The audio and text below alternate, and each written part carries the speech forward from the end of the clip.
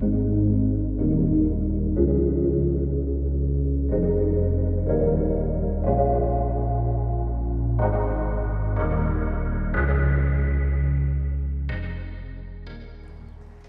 amis des salons des thérapies naturelles, bonjour.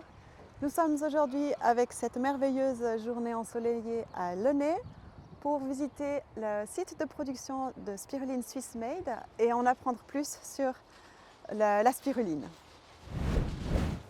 Bonjour Esther, bienvenue Bonjour. à Launay, bienvenue chez Spiruline Swiss Made. Nous sommes présents ici dans cette serre depuis 3 ans et à l'origine c'est Stéphane Sasvari qui était le fondateur de l'entreprise, qui a eu l'idée de démarrer la culture de la spiruline ici en Suisse. Et en fait, très rapidement, il a été rejoint par Christophe Simon, qui s'occupe aujourd'hui de la partie administrative et finances. Et moi, j'ai rejoint cette équipe depuis 2 ans maintenant pour m'occuper de la partie commerciale et marketing. Et c'est avec plaisir qu'on vous accueille ici. Et je laisserai Stéphane présenter les étapes de production. Parfait, on se réjouit. Merci. Merci. Merci. Alors Stéphane, bonjour. Bonjour. Merci de nous accueillir dans votre site de production ici à Launay. Avec plaisir. Je vous laisse vous présenter à nos spectateurs. Alors bonjour, je m'appelle Stéphane Sasvari et je suis responsable de la production de spiruline chez Spiruline Swiss Made. D'accord. Nous reviendrons un petit peu plus tard sur la spiruline, mais en quelques mots, de quoi il s'agit? Alors la spiruline, c'est une cyanobactérie qui se développe à la base dans des lacs qui sont légèrement salés et très alcalins. On trouve encore des lacs à l'état naturel dans les régions tropicales, Afrique, Inde, Amérique du Sud, Birmanie, où elle vit dans son habitat naturel. Et avant de devenir spirulinier, qu'est-ce que vous faisiez dans la vie en fait? Est-ce que vous pouvez nous partager un peu votre parcours de vie? Mais volontiers. Avant d'être spirulinier, ma dernière activité, j'étais responsable d'event à la CFF de Morges. Avant ça, pendant 8 ans, les 8 dernières années.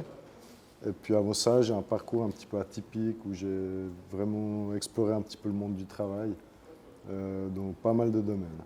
Mais comment vous avez rencontré cette spiruline en fait? Qu'est-ce qui a déclenché chez vous le désir de devenir spirulinier?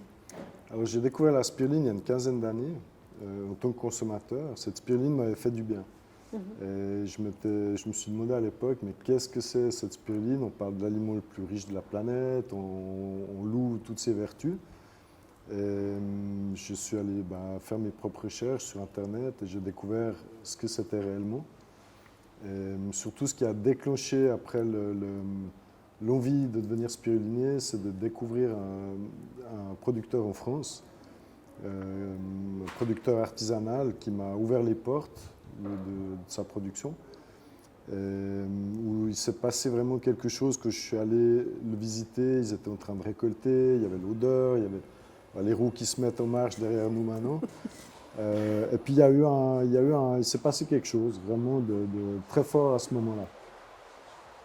Par rapport à tes anciens métiers, qu'est-ce que ça t'apporte de différent d'être spirulinier? Alors c'est déjà une activité indépendante où je me retrouve en tant que patron d'une entreprise. Et puis surtout, c'est un domaine qui a absolument rien à voir avec tout ce que j'ai connu auparavant. Un domaine qui est complètement nouveau en termes de culture, en termes de biologie, en termes de chimie. Je travaille avec du vivant, donc un être microscopique qui a 3 milliards d'années. Donc c'est vraiment quelque chose de totalement innovant pour moi et surtout complètement improbable de mon parcours. Alors, justement, pour revenir à cet être vivant, est-ce que vous pouvez nous en parler un petit peu plus en fait? Quels sont les bienfaits de cette spiruline? Alors la spiruline, c'est tout simplement l'aliment le plus riche de la planète à l'heure actuelle, l'aliment le plus riche et le plus complet. Donc on parle d'un aliment qui contient entre 60 et 70% de protéines, qui contient toutes les vitamines sauf la vitamine C, qui contient des oligo-éléments, qui contient de la chlorophylle, des antioxydants, des acides aminés, etc. La liste est vraiment très très longue. Quand on ingère un aliment aussi riche et aussi complet, il ne peut que nous faire du bien. C'est vraiment quelque chose de nouveau analysé, qui est prouvé, après les taux vont varier selon les cultures, selon la saison, etc. Mais on est dans des moyennes qui sont toujours assez stables. Est-ce que vous travaillez en partenariat avec des médecins, par exemple, qui recommandent? Quelle est la position de la médecine classique par rapport à la spiruline? La position de la médecine classique est assez frileuse, on va dire, en tout cas officiellement. Il y a peu ou quasi pas d'études qui sont faites à partir de la spiruline, malheureusement. Mais on a régulièrement des gens qui viennent acheter de la spiruline ici et qui nous confirment que leur médecin leur a conseillé de consommer de la spiruline. De plus en plus de médecins conseillent, ils peuvent Prescrivent. ils peuvent pas la prescrire, mais la conseillent vivement à des patients, alors surtout les personnes qui sont en carence de fer. Oui. Là, c'est quelque chose vraiment d'absolument incroyable, c'est du fer qui est 100% biodisponible. Voilà, c'est une des principales raisons. Mais après, il y a aussi d'autres raisons qui font que les médecins nous envoient des patients, quoi. Ok. Je vous propose maintenant qu'on suive Stéphane, qui va nous montrer toutes les étapes de la production de cet hors-vert. C'est bien comme ça qu'on l'appelle? Absolument, ouais. Alors, allons-y. Allons-y. Stéphane, est-ce que vous pouvez nous dire depuis quand vous produisez la spiruline? Alors, on produit la spiruline depuis, on a démarré en 2017. Donc 2017, c'était un petit peu, comme on dit, une année blanche parce qu'on a dû faire tous des tests, on a dû mettre en place le matériel, on a dû faire tous les tests de production, se faire la main, si on peut dire ça. Donc on a vraiment démarré en 2018. Donc 2018, c'est notre troisième, 18, 19, 20, 21, notre quatrième saison. Il faut savoir, comme vous voyez là, c'est tout du matériel artisanal. D'accord. Et une journée d'un spirulinier, ça ressemble à quoi? Alors, la journée d'un spirulinier, le spirulinier, c'était très tôt le matin. Très tôt. Quelle heure? Pour ma part, 5 heures. 5 heures, Puis, j'arrive là vers 5h30 à peu près, où je prépare le matériel, je mets en place les tables, je mets les pompes, je raccorde les cames, on met les fils, on prépare le matériel pour la récolte. Et puis, à partir de 6h, 6h30, on démarre la récolte. Il faut savoir que la spiruline se récolte tôt le matin, parce que c'est là qu'elle se met en route, c'est là qu'elle fabrique ses protéines, ses vitamines. Donc c'est là que le taux de protéines va être le plus élevé. D'accord. Ça, c'est la première raison.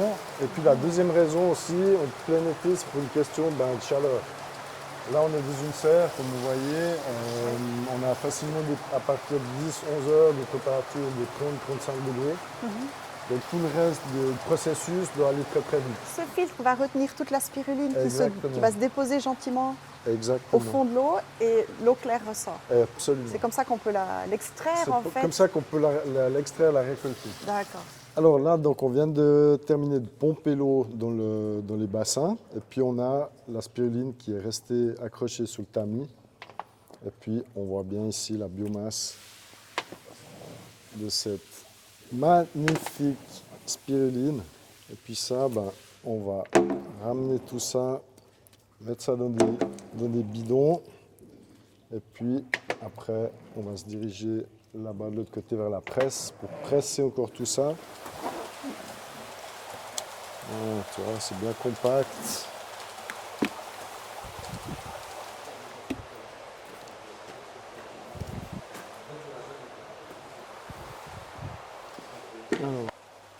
Donc après l'étape de la récolte, là on passe à l'étape du pressage. Et comme vous voyez, on utilise de la toile de fromager. Et puis on va faire des baluchons, des pains, des galettes, on peut appeler ça comme on veut, d'environ 10 litres. Voilà. Et puis on va empiler ça, faire des étages sur la presse. Et puis voilà, on empile comme ça, une après l'autre. Et ça, c'est aussi une étape qui est très importante, qui est significative par rapport à la santé de la spiruline. Si on a une spiruline qui est en bonne santé, voilà, on peut dire ça comme ça, la presse va se faire relativement rapidement. Et on voit là, il n'y a encore même pas le poids qui est dessus, on a de l'eau qui est déjà en train de couler. Donc ça, c'est aussi un signe que tout va bien. Ok, alors la presse est terminée, il n'y a plus d'eau qui coule dessous, donc on va relever le poids. Ça va faire un peu de bruit. Et vous allez pouvoir admirer les magnifiques galettes de spiruline fraîches, bien pressées. Et là, c'est Maria qui reprend l'étape ici, donc qui s'occupe de faire les spaghettis, de mettre tout ça sur les clés de séchage. Et là, c'est aussi une manière de voir la qualité de la spiruline. Une fois qu'on voit qu'elle s'ouvre, elle s'ouvre, elle s'aère, et puis elle est vraiment... Là, on est dans une texture comme un fromage frais. Ça, c'est aussi un travail qui est important. Les spaghettis doivent être bien étalés, pas faire de tape, pour que le séchage soit vraiment optimum. Comme si on n'était pas là.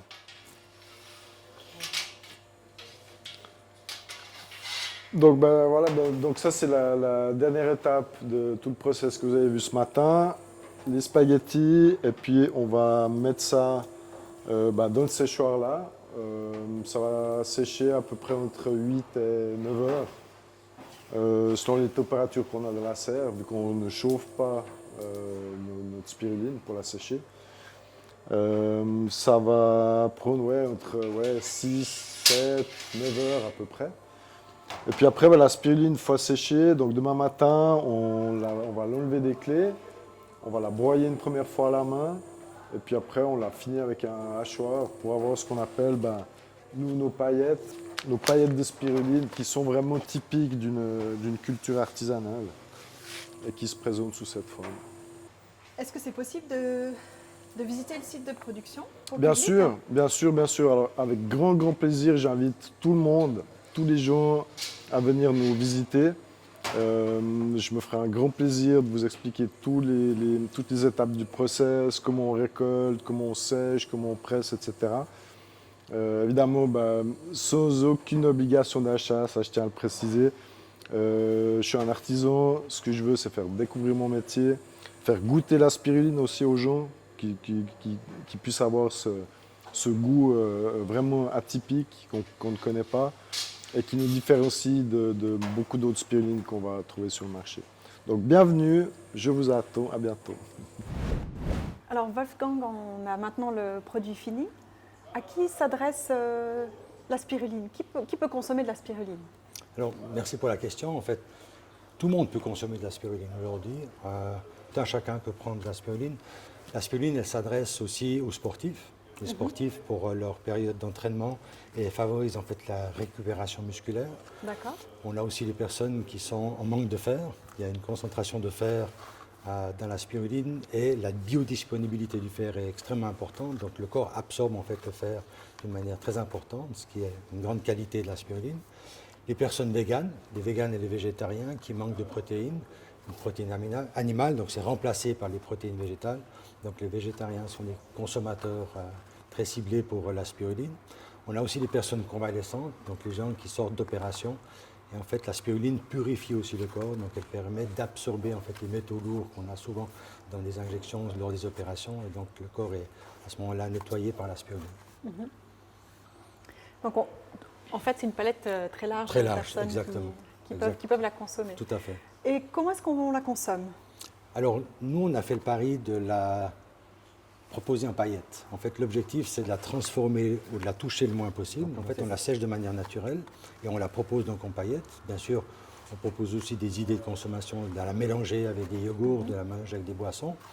Et donc, elle se mange de manière tout à fait naturelle. Donc, vous pouvez prendre une cuillère. On va essayer. Et vous prenez quelques grammes. Simplement comme ça. Simplement comme ça, de manière naturelle. Et vous verrez, elle a un goût assez agréable. Certaines personnes disent qu'elle a un goût d'algue, mais pas très prononcé, pas trop en fait. prononcé exactement. Et donc après, bien sûr, on peut boire un verre d'eau pour se rincer la bouche, mais sinon, on la mélange avec des jus de fruits ou avec d'autres yogourts. C'est Très agréable tout à fait au agréable à goût. manger, mais de manière tout à fait naturelle. Par contre, on propose des idées, par exemple du chocolat noir, donc de mélanger la spiruline avec le chocolat noir. On est en association avec un partenaire, Dayan, qui produit ces différents produits accessoires. Donc on a aussi des barres de céréales. Et là, il y a par exemple 1 gramme de spiruline par barre. Et donc c'est des choses qu'on essaie de populariser, si on veut, la consommation de la spiruline à travers ces différents produits. D'accord. Donc vous dites par exemple il y a 1 gramme ici. Est-ce que ça suffit pour ma consommation journalière recommandée ou il faudrait plus? Alors nous, on recommande 3 à 5 grammes qui de correspond- consommation qui correspond à une cuillère à café. D'accord. Si vous mettez dans le sachet votre cuillère, vous ressortez une cuillère, en principe vous avez entre 3 et 5 grammes de spiruline. Et c'est ça la recommandation quotidienne pour un consommateur normal. Les sportifs, par exemple, Ça prennent un peu représente plus. ce sachet ou celui-ci? Alors, si on veut faire une cure de 1 mois, Un par mois, exemple, eh bien, on propose 100 grammes. Et avec ça, si vous consommez 3 grammes par jour, ça vous fait votre cure d'un mois, pour une D'accord. personne. Donc avec un sachet comme ça, Exactement. j'en On a ai une pour un personne, mois. exactement, Oui. une personne Et quel qui coût consomme. ça représente? Alors là, on a Par un sachet, un prix public, c'est 45 francs. Et donc, si on divise ça par 30 jours, ça fait 1,50 franc par jour pour son bien-être et pour sa santé. Alors, on a aussi différents formats, bien sûr, en 200 grammes. Ça peut être plus pour des familles ou des couples qui consomment souvent par deux de la spiruline. Donc ça, souvent, on a différents formats, donc 50 grammes, 100 grammes et 200 grammes. Et une fois qu'on a ouvert les sachets, est-ce que ça se conserve facilement? Alors tout à fait, ça se conserve à l'abri de la lumière et dans des endroits secs et normalement aussi à des températures ambiantes et ça peut se garder même ouvert pendant plusieurs mois, il n'y a aucun problème sur la consommation. Si le sachet est fermé, et en fait la date de recommandée de consommation c'est dans les 2 ans depuis la date de production. Et par rapport aux autres produits en fait, qu'on trouve sur le marché, qu'est-ce que la vôtre a de différent? Alors, la nôtre, en fait, l'objectif qu'on s'est fixé avec Stéphane, c'est de faire très attention sur la qualité, sur l'hygiène, sur tout le processus de production. En fait, on fait très attention, comme la cyanobactérie absorbe son environnement, si par hasard l'eau elle est polluée ou si l'air est pollué, elle va absorber en fait ces métaux lourds, par exemple, qui se trouvent en suspension dans l'air. Nous, on fait très attention là-dessus, aussi dans les différentes étapes de production. Et donc la qualité qu'on arrive à présenter, elle est vraiment irréprochable. Et d'ailleurs, ça a été confirmé par une analyse qui a été faite par la Fédération romande des consommateurs en 2019, où là on était au sommet du podium, et entre autres aussi par le fait qu'il n'y avait pas de traces de métaux lourds dans la spiruline. Et ensuite, on fait attention également sur la méthode de séchage, puisqu'on la sèche de manière naturelle sur 8 à 12 heures. Donc on fait aussi là un procédé tout à fait naturel qui permet de garder les valeurs nutritionnelles de la spiruline. Et c'est une spiruline qui est made in Switzerland? Made in Switzerland, tout à fait. Et pour nos spectateurs en fait, qui seraient intéressés à se procurer cette spiruline, comment est-ce qu'ils peuvent faire? Ils peuvent venir Alors chercher on ici? peut venir à la serre, tout à fait. D'accord. On est ouvert 6 jours sur 7, le dimanche on est fermé. Mais 6 jours sur 7, on peut venir visiter la serre et consommer ou venir chercher la spiruline ici directement à la serre. Ou sinon, on a notre site internet, on vend directement sur spiruline.ch et on a nos partenaires à travers la Suisse romande qui aujourd'hui sont des revendeurs, que ce soit au niveau des épiceries spécialisées. On a des droguistes, on a des pharmacies, on a des magasins alimentaires qui distribuent notre spiruline. Donc il y a différents points de vente qui sont aussi listés sur notre Sur site le internet. site internet. Tout à fait. Et on peut aussi, si jamais, visiter la serre par petits groupes. On fait aussi, si jamais, des visites avec des apéritifs dînatoires. On peut organiser ça, faire une présentation de tout le processus de production. Donc les gens et les groupes sont les bienvenus. On peut s'inscrire aussi sur le site internet pour ces visites. Entendu, parfait, merci beaucoup. Merci. Alors Stéphane, un grand merci à vous et à votre équipe de nous avoir accueillis aujourd'hui. Avec grand ici. plaisir, avec grand plaisir. On vous souhaite beaucoup de succès pour la suite. Merci. Et puis, si vous souhaitez avoir plus d'informations ou acheter les produits, vous trouverez toutes les coordonnées à la fin de la vidéo. Et n'hésitez pas à vous abonner pour recevoir nos futures vidéos. Et merci beaucoup pour votre attention et à très bientôt. Merci à vous, à bientôt.